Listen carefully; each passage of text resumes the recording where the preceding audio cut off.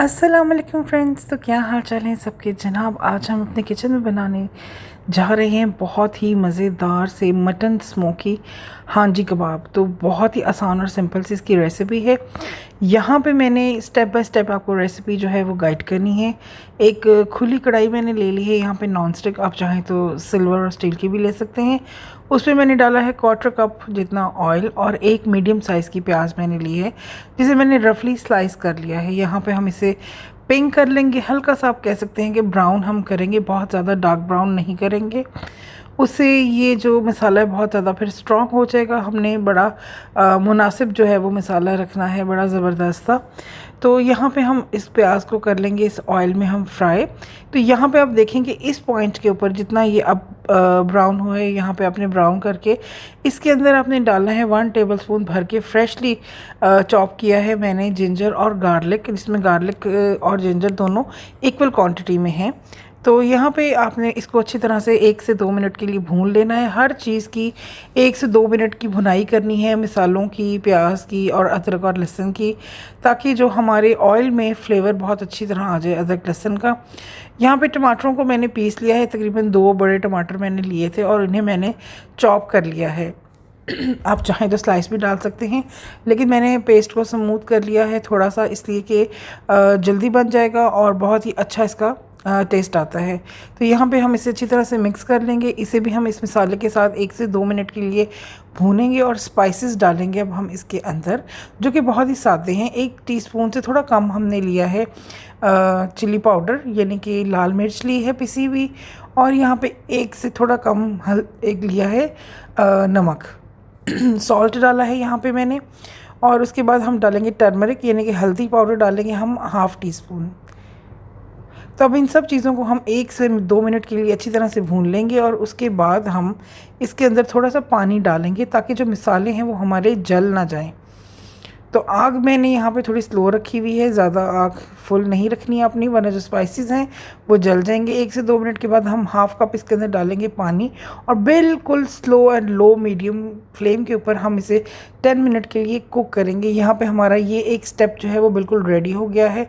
अब मैं कबाब बनाने का जो नेक्स्ट स्टेप है वो आपको बताने लगी हूँ। यहाँ पर मैंने एक चॉपर लिया है, उसके अंदर मैंने 1/2 कप लिया है हरा धनिया, 1 प्याज ली है, 4 क्लॉव लिए हैं मैंने गार्लिक के, और मैंने मोटी कुटी हुई ली हैं यहाँ पे हरी मिर्चें, और अदरक का मैंने 1.5 से 2 इंच का टुकड़ा लिया है। अदरक और लहसुन इसमें ज़्यादा जाएगा।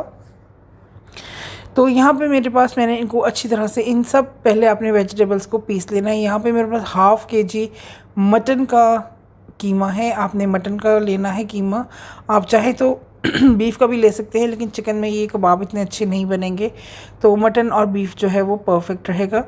तो इसके बाद हम इसके अंदर जो है वो स्पाइसेस ऐड करेंगे। वो स्पाइसेस कुछ इस तरह से हैं कि पिसा हुआ गरम मसाला डालेंगे 1 टीस्पून, और 1 टीस्पून भर के हम डालेंगे इसके अंदर चिली फ्लेक्स डालेंगे, यानी कुटी हुई लाल मिर्च डालेंगे। ददरी मिर्च भी बोलते हैं, चिली फ्लेक्स भी बोलते हैं इंग्लिश में इसे। और सॉल्ट डालेंगे हम यहाँ पे भर के 1 टीस्पून। ज़ीरा डालेंगे 1.5 टीस्पून। ज़ीरे को मैंने पहले थोड़ा सा भून लिया था, तो बहुत ही अच्छा इसका फ्लेवर आता है।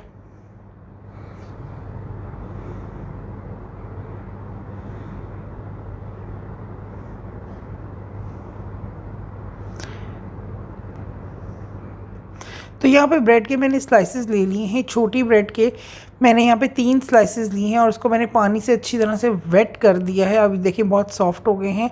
तो बाइंडिंग के लिए मैं इसके अंदर डालूँगी ब्रेड, बहुत ही अच्छा इसका फ्लेवर आता है। और 1 टेबलस्पून भर के मैं इसके अंदर डालूँगी ऑयल का, उसे ये बहुत ही सॉफ्ट और मॉइस्ट बनते हैं। तो यहाँ पे 1 टेबलस्पून मैंने ऑयल डाला है। अब हमने इसको अच्छी तरह से पीस लेना है। ये आप देख सकते हैं कि लचक, ये देख सकते हैं कि मैं इसको खींच रही हूँ तो स्ट्रेच इसके अंदर आ रहा है। आपने भी इसी तरह स्ट्रेच वाला ही कीमा तैयार करना है। तो बहुत ही अच्छा ये हमारा कीमा तैयार हो गया है। अब मैं आपको बताऊंगी कि इसके कबाब जो है, अपने हाथों को थोड़ा सा गीला कर लेना है गोल करके, और आपने इसको पतला पतला आपने इस तरह से करना है, क्योंकि जब हम इसको फ्राई करेंगे ये श्लिंग होके जो है वो साइज़ इसका छोटा हो जाएगा, इसलिए आपने बहुत ज़्यादा बड़े नहीं ये बनाने। तो आप देख सकते हैं कि मैं किस तरह से आपके सामने बना रही हूँ, आपने सेम इसी तरह से बनाने हैं, और इसको अपने लेंथ में थोड़ा सा लंबा करके एक प्लेट में आपने इसको बना के रखते जाना है।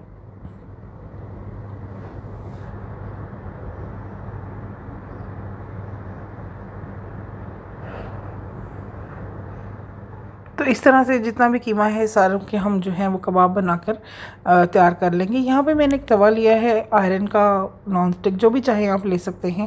تو اس کے اندر یہاں پہ میں نے ڈالا ہے 2 ٹیبل اسپون آئل، اور توے کو اچھی طرح سے ہم اپنا جو ہے وہ گھما لیں گے۔ ایج والا توا ہے میرا، آپ سمپل توا بھی لے سکتے ہیں۔ تو یہاں پہ جو ہے سپیڈ تھوڑی سی آپ نے ہائی رکھنی ہے، آپ نے لو پہ نہیں بنانے، ورنہ یہ اپنا پانی ریلیز کر دیں گے، جو کہ ہمیں بالکل بھی نہیں چاہیے۔ تو یہاں پہ ہم اس کو تھوڑے سے ہائی فلیم کے، میڈیم ٹو ہائی فلیم کے اوپر سارے کبابوں کو جو ہے وہ فرائی کر لیں گے۔ ہم نے اس کے جوسز لاک کرنے ہیں۔ یہاں پہ آپ دیکھ سکتے ہیں کہ جو کباب ہیں ہمارے وہ ہائی فلیم کے اوپر جلدی جلدی میں اس کو بنا رہی ہوں۔ تو آپ نے بھی اسے اسی طرح سے بس جو ہے 2 سے 3 منٹ تک یہ فرائی کرنا ہے، تو یہ بہت اچھے طریقے سے فرائی ہو جائیں گے، اور اس سے یہ بہت سافٹ اور موئسٹ بنتے ہیں۔ اگر آپ ڈائریکٹ گریوی میں اس کو ڈالیں گے تو یہ اتنے موئسٹ اور سموتھ نہیں بنیں گے۔ یہاں پہ یہ ڈن ہو چکے ہیں، تو میں اسے ایک سائڈ پہ کر دوں گی۔ اب آ جاتے ہیں اپنی گریوی کی طرف اور دیکھتے ہیں کہ اس کی کیا کنڈیشن ہے۔ تو یہاں پہ آپ دیکھ سکتے ہیں الحمدللہ ہماری جو گریوی ہے وہ بہت اچھی تیار ہو گئی ہے، سموتھ بھی ہو گئی ہے، اور مسالے اور سب کچھ ویل کمبائنڈ ہو گیا ہے آپس میں سب کچھ۔ تو یہاں پہ جو ہمارے فرائی کیے ہوئے تھے پیاز، وہ ایک سائڈ پر ہم نے کر دی ہیں۔ اب ہم اس کے اندر تھک اور کریمی یوگرٹ ڈال دیں گے، تقریباً 1 اسمال کپ جتنا ہم اس کے اندر ڈالیں گے۔ بہت تھک یوگرٹ آپ نے یوز کرنا ہے، اچھے والا، آپ نے پتلے والا نہیں یوز کرنا، وہ صرف واٹر ہو جائے گا۔ تو یہاں پہ آپ دیکھ سکتے ہیں اس نے واٹر بالکل بھی نہیں بنایا، اور تھک سا ہی ہے۔ تو اب ہم اس کے اندر جو ہے فوراً ہی 1 منٹ کے بعد ہی ہم اس کے اندر جو ہمارے کباب فرائی کیے ہوئے تھے وہ سارے ہم اس کے اندر ایڈ کر دیں گے، اور اسے ہم 15 منٹ کا جو ہے وہ دم دیں گے بہت ہی اچھا، تاکہ اگر اس میں جو ہلکی سی بھی کسر ہے وہ پوری ہو جائے، اور جو گریوی کا فلیور ہے وہ اچھی طرح سے ان کبابوں میں آ جائے۔ اور پھر ہم اسے ایک اسموک دیں گے، کیونکہ یہ اسموکی مٹن کباب ہانڈی ہے، تو ہاؤ از اٹ پاسبل کہ ہم اس کے اندر جو ہے وہ اسموک نہ دیں۔ یہاں پہ ہم فلیم کو بالکل جو ہے وہ لو ٹو میڈیم کر دیں گے، اور دم لگا دیں گے ہم اسے 15 منٹ کا۔ تو یہاں پہ 15 منٹ ہو چکے ہیں۔ یہاں پہ آپ دیکھ سکتے ہیں کہ آئل بھی سارا جو ہے وہ آ گیا ہے سائڈ کے اوپر۔ اب ہم اسے تھوڑا سا بیچ میں اسپیس بنائیں گے، اور فوائل کی ایک کپ کیک والا کٹوری رکھیں گے، اس کے اندر ہم اپنا ایک جلتا ہوا کوئلہ رکھیں گے، اور اس میں ہم تھوڑا سا آئل ڈالیں گے تاکہ جو اس کا فلیور ہے وہ اچھے طریقے سے آ جائے کوئلے کا۔ تو صرف 5 منٹ کے لیے آپ نے اس کو اسموک دینا ہے، زیادہ اسموک نہیں دینا، ورنہ یہ بہت زیادہ اسٹرانگ ہو جائے گا۔ 5 منٹ کے لیے آپ اسے صرف کلوز کر دیں، اور 5 منٹ کے بعد جو ہے وہ آپ اسے ریموو کر دیں۔ تو یہاں پہ ہم شامل کریں گے اس کے اندر ہرا دھنیا، فریشلی ہرا دھنیا ڈالیں گے ہم اس کے اندر، اور اب ہم اسے سرو کریں گے۔ تو سرو کرنے کے لیے یہاں پہ میں نے مٹی کی ہانڈی لی ہے، جس کو میں نے تھوڑا سا گرم کر لیا تھا۔ تو دیکھیں جیسے ہی میں نے اس کے اندر ڈالا ہے تو نیچے ببلز آنا شروع ہو گئے ہیں۔